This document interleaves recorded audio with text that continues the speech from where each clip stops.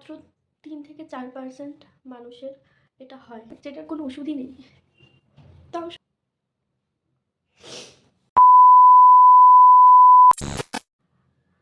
আমার কিউএনএ ভিডিওর সময় আমি বলেছিলাম, আমাকে কয়েকজন কমেন্ট করেছিলে যে আমার ভাইয়ের কি হয়েছে, সেটা একটা অন্য ভিডিওতে বলে দেব।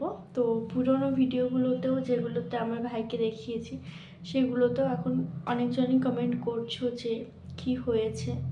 তো ভাবলাম আজকের ভিডিওতে এটা বলেই দিই। যদিও এটা স্টাডি রিলেটেড কিছু না, কিন্তু আমার মনে হয় তোমরা শুনতে পারো, কারণ অনেক সময় অনেকেই ছোট ছোট প্রবলেমগুলোকে খুব বড় করে দেখে। আবার অনেক সময় আমাদের সোশ্যাল মিডিয়াতে এটাও মনে হয় যে ওর লাইফটা কত সুন্দর, ওর লাইফে কোনো টেনশন নেই, কত সুন্দর সবসময় হাসি হাসি থাকে। এটা সোশ্যাল মিডিয়া বলে না, আমাদের প্রত্যেকেরই এটা একটা ধারণাই আছে, অন্যের লাইফ থেকে আমরা নিজেকে জাজ করি।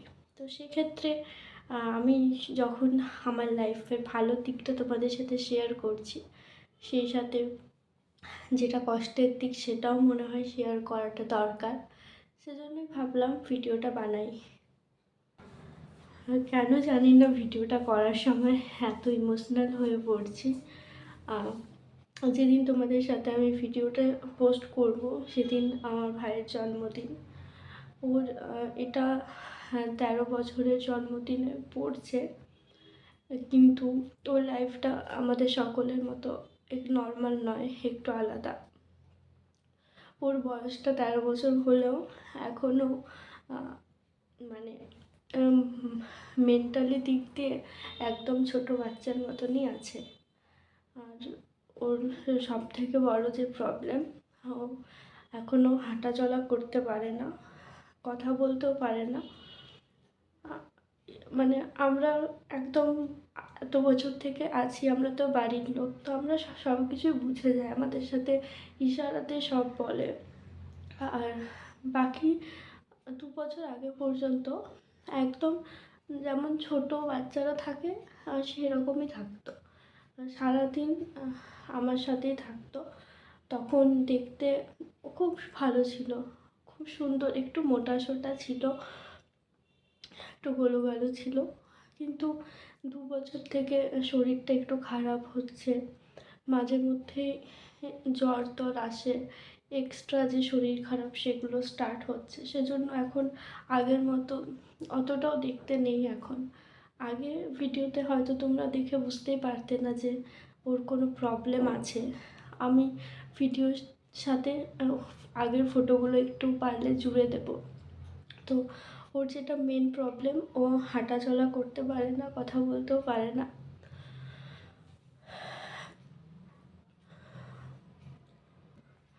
আর ও যখন 6 মাস বয়স ছিল, যখন হয় তখন একদম নর্মাল ছিল, যেমন ওয়েট থাকে সেরকমই ছিল। কিন্তু 6 মাস যখন বয়স হলো, যখন অন্নপ্রাশন দেওয়ার সময়, তার 1-2 মাস আগে হঠাৎ করে একটু ওভার ওয়েটেড হয়ে পড়ে, কিন্তু তখন অত আমরা বুঝতে পারিনি। আর ছোট থেকে একটু শ্বাসকষ্টের প্রবলেম ছিল। তো ওর যেদিন অন্নপ্রাশন হয় তার 4 দিন পরেই, তখন 6 মাস বয়স, তখনই প্রথমবার ওকে ভেলোরে নিয়ে যায়। 3-4 বারের মতো ভেলোরে দেখানো হয়েছে। সেখান থেকে সেরমভাবে কিছু বলেনি, জাস্ট মানে বলেছিল ব্রেনটা একটু লেটে চলছে, ঠিক হওয়ার থাকলে ঠিক হয়ে যাবে। সেরম কোনো ওষুধও দেয়নি, শুধুমাত্র ওর একটু থাইরয়েডের প্রবলেম ছিল ছোটোতে, সেই থাইরয়েডের ওষুধ দিয়েছিল। তো এখন থাইরয়েডের প্রবলেমটা একদম চলে গেছে, যে শ্বাসকষ্টের প্রবলেম ছিল সেটাও চলে গেছে। সেখানে সমস্ত কিছু টেস্ট করানোই হয়েছিল, এমআরআই, শরীরের সব কিছু টেস্ট, তো রিপোর্ট সেরকম কিছুই আসেনি, শুধু এমআরআই ব্রেনটা একটু লেটে চলছে এটা এসেছিল। সেই ভেলোর থেকে আসার পর ট্রিটমেন্ট করা হয়েছিল কলকাতাতে। প্রায় 7-8 বছর ধরে ট্রিটমেন্ট হয়েছিল। পরিমল ব্যানার্জি যে ডাক্তার আছেন হোমিওপ্যাথি, সেখানে ট্রিটমেন্ট করা হয়েছিল। না, 2 মাস পর পর কলকাতা নিয়ে আসতে হতো। শেষের দিকে রাঁচিতে ওনার একটা চেম্বার খুলেছিলেন, আর আমাদের বাড়ি থেকে রাঁচিটা সামনে হতো, তখন রাঁচিতে দেখানো হতো। সেই সাথে মাঝে অনেক ডাক্তার দেখানো হয়েছে। হয়তো আজকে কেউ কোনো ডাক্তারের সন্ধান দিয়েছে, পরের দিন সকালবেলাতেই কিন্তু আমার বাবা নিয়ে গেছে। মানে আমার বাবা যত রকমভাবে চেষ্টা করার, যে যেখানে বলেছে ডাক্তার, অনেক জায়গাতেও দেখানো হয়েছে, কিন্তু কোথাও কি আর ঠিক হয়নি। তবে আস্তে আস্তে একটু ভালো হচ্ছিল, মানে নিজে বিছানা থেকে উঠে বসতে পারতো, নিজে শুতে পারতো। আর মানে হাঁটতে তো পারে না, কিন্তু হামাগুড়ি দিয়ে মানে বসে বসে আর কি গোটা ঘরে জিনিসপত্র লণ্ডভণ্ড করতো, যেমন ছোটো বাচ্চারা করে। ওর ব্রেনটা একদম ছোটো বাচ্চার মতনই ছিল। আমার সাথে রিলস বানাতো, ছবি তুলতো, অনেক অনেক অনেক সুন্দর, সে ছোটো ছেলের মতনই দেখতে ছিল। আমি তোমাদের ফটোটা অ্যাড করে দেবো। তখন হাঁটতে না পারলেও মানে ঠিক ছিল শরীরটা, কিন্তু এই 2 বছর থেকে অনেক শরীর খারাপটা বেড়ে গেছে। এমন হয়েছে, একটা শরীর খারাপ ঠিক করতে ওষুধ দেওয়া হচ্ছে, তো আর একটা শরীর খারাপ হয়ে যাচ্ছে ওষুধের রিয়াকশানে। আসলে ছোটো থেকে এত ট্রিটমেন্ট হয়েছে, এত ওষুধ খেয়েছে, সেজন্য এখন নর্মাল জ্বর হলেও কিন্তু আর সে ওষুধটা যদি খাচ্ছে, ও শরীরে আলাদা রিয়াকশান হচ্ছে, সেজন্য এখন আর ওষুধ খাওয়াতে পারি না। 2 বছর আগে পর্যন্ত কিন্তু ঠিকঠাকই ছিল, এক্সট্রা কোনো শরীর খারাপ হতো না। কিন্তু এই 2 বছর থেকে একটু শরীর খারাপ বাড়ছে, একটু খিটখিটে হয়ে যাচ্ছে। আগে যেমন আমাদের সেভাবে কোনো আমরা বুঝতেই পারতাম না, যেমন ছোট বাচ্চা আছে সেরকমই রাখতাম, সেরকমই সব করতাম, খুব হাসি খুশি থাকতো। কিন্তু কিছুদিন থেকেও শরীর খারাপ একটু বাড়ছে। সেই সাথে তোমরা হয়তো দেখেছো ভিডিওতে, ওর গোটা শরীরে মুখে ঘা টাইপের হয়ে গেছে। তো আমাকে একজন জিজ্ঞাসা করেছিল ওটা কী। ওটা আসলে সোরিয়াসিস বলে এক ধরনের স্কিনের প্রবলেম।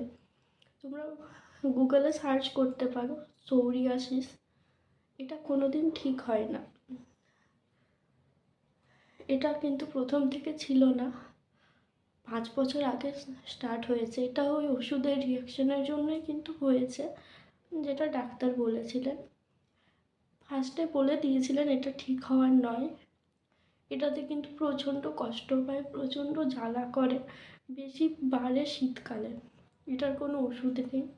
সবসময় স্কিনটা যাতে ভিজে থাকে সেই জন্য একটা লোশন আছে, সেটা লাগিয়ে রাখি, তাহলে একটু কন্ট্রোলে থাকে। কিন্তু এটা কোনো দিন ঠিক হওয়ার না, এটার কোনো ওষুধ নেই। এটা বলেছিল এক জায়গায়, কিন্তু তারপরেও কিন্তু 3-4 জায়গায় স্কিনের ডাক্তার দেখিয়েছি। রাঁচিতে যে সবথেকে বড় স্কিনের ডাক্তার, আমার নামটা ঠিক মনে পড়ছে না, সেখানেও নিয়ে গেছিলাম, সেখানেও বলেই দিয়েছিল এটা ঠিক হওয়ার নয়। ছোট থেকে তো ছিলই, হাঁটা চলা করতে পারে না, কথা বলতে পারে না। সেই সাথে বড় হতে হতে স্কিনের এত বড় একটা প্রবলেম, যেটা কোনোদিন ঠিক হওয়ার নয়, যেটার কোনো ওষুধই নেই। তাও সব ঠিক ছিল, কিন্তু 2 বছর থেকে প্রচুর শরীর খারাপ হচ্ছে, মাঝে মাঝে অসুস্থ হয়ে পড়ে। এইভাবেই চলছে এখন।